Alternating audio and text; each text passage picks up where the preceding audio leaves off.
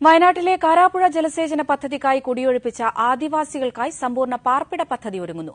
മേപ്പാടി പഞ്ചായത്തിലെ പരൂർക്കുന്നിലാണ് 230 വീടുകളും അനുബന്ധ സൌകര്യങ്ങളും നിർമ്മിക്കുന്നത്. ജില്ലാ മണ്ണ് സംരക്ഷണ വിഭാഗത്തിനാണ് പദ്ധതിയുടെ മേൽനോട്ടം. കാരാപ്പുഴ ജലസേചന പദ്ധതിക്കായി കുടിയൊഴിപ്പിക്കപ്പെട്ട നൂറുകണക്കിന് ആദിവാസി കുടുംബങ്ങൾ വർഷങ്ങളായി മുട്ടിൽ മേപ്പാടി പഞ്ചായത്തുകളിലെ വിവിധ പ്രദേശങ്ങളിൽ താൽക്കാലിക കൂരകളിൽ കഴിയുകയാണ്.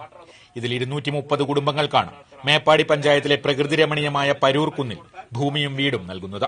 വനം വകുപ്പ് വിട്ടു നൽകിയ 13.5 ഹെക്ടർ സ്ഥലത്ത് ആദ്യഘട്ടത്തിൽ 114 വീടുകളുടെ നിർമ്മാണമാണ് പുരോഗമിക്കുന്നത്.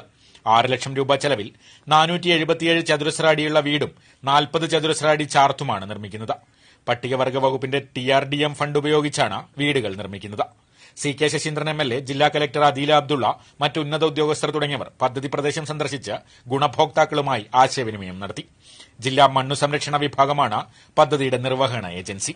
ഈ പ്രദേശത്തിന്റെ ജൈവ വൈവിധ്യം സംരക്ഷിച്ചുകൊണ്ട് തന്നെ ഇവിടുത്തെ പരിസ്ഥിതിക്ക് ദോഷമില്ലാത്ത രൂപത്തിൽ തന്നെ ഇതിനോട് ചേർന്ന് കിടക്കുന്ന ജലാശയത്തിൽ മലിനപ്പെടാത്ത രൂപത്തിലുള്ള സംവിധാനങ്ങളൊക്കെ തന്നെ മാലിന്യ സംസ്കരണവുമായി ബന്ധപ്പെട്ടുള്ള പരിപാടികളും ഇതിനകത്ത് ആസൂത്രണം ചെയ്യുന്നുണ്ട്.